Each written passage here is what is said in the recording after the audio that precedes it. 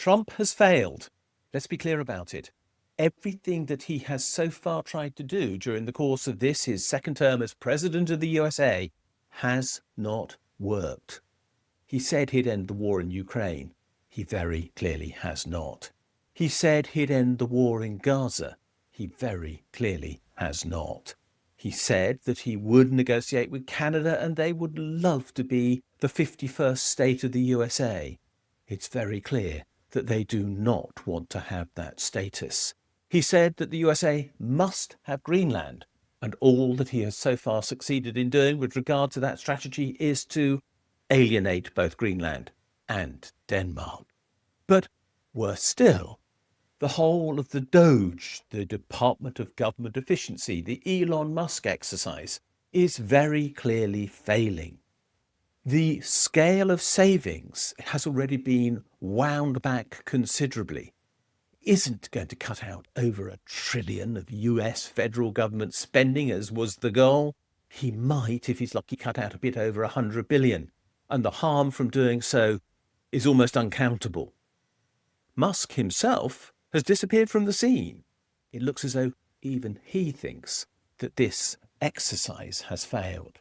But then we come to the biggest failure of all, and that, of course, is the tariff policy. Trump had talked about tariffs forever.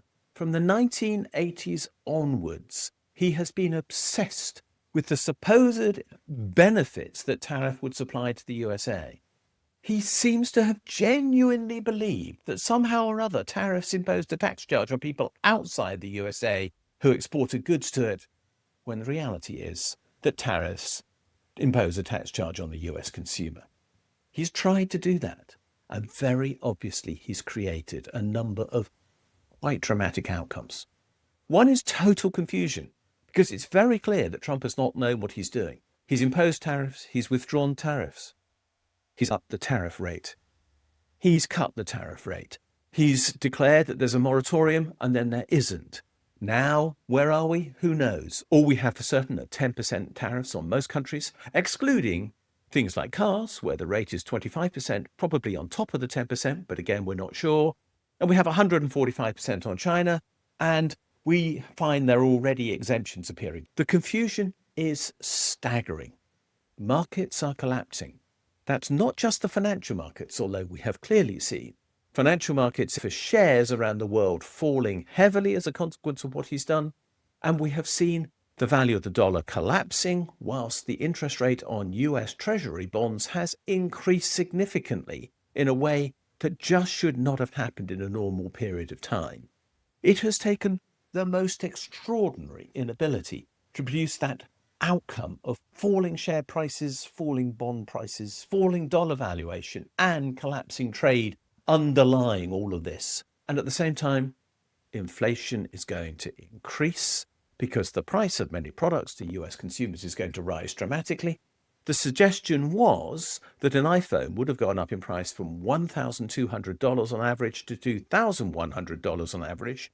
And whilst that may now change, there is not going to be a significant change in the increase with regard to the price of cars, for example, where significant quantities of foreign components are included.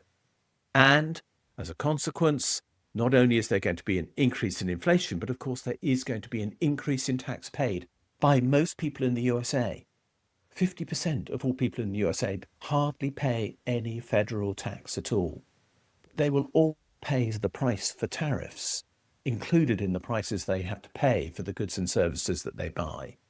Trump has delivered nothing that is working, literally nothing at all. No policy that he has so far talked about has created a positive outcome.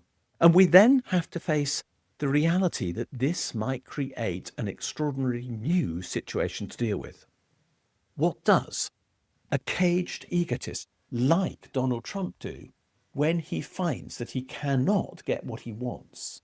This is a man who is the equivalent of a spoiled little brat. He's always got whatever he's wanted throughout life. And now what he wanted was to impose tariffs on the world so they would sit down and, as he put it, lick his arse to get favours in exchange for releasing those tariffs. And now he's finding that the tariffs are failing and that no arse-licking will be going on. How will he react? The answer is, I have no idea. A man like this is utterly unpredictable, so irrational is he. Whilst clearly being in charge of his mental faculties, I personally believe that he is not suffering senile dementia or anything like it. I think he is actually forming a strategy which in his own mind works and which those around him are not challenging, and therefore he is sane in the sense that the world as he sees it is not reacting as he expects, while the rest of us think that he's out of touch with reality. But he is in control of what he thinks he wants. But what he wants is not what he's getting. What does the spoiled brat do in that situation? Well, he starts by throwing his toys out of the pram. We can expect that to happen. He's going to get very angry somewhere very soon. Will he take out his anger on Mexico? He might, because, of course, they are vulnerable to any challenge from the USA, which could include invasion. The argument being that imports of fentanyl are enough to justify such an action. He could increase his aggression against Canada, where it is clear that he has the opportunity again to invade if he so wished, although what the pretext would be is very hard to work out. He might increase tariffs, although, as he's already found, China has now called his bluff there. They are not accepting the tariff regime because they're refusing to export key items like rare earths, which the US can't survive without.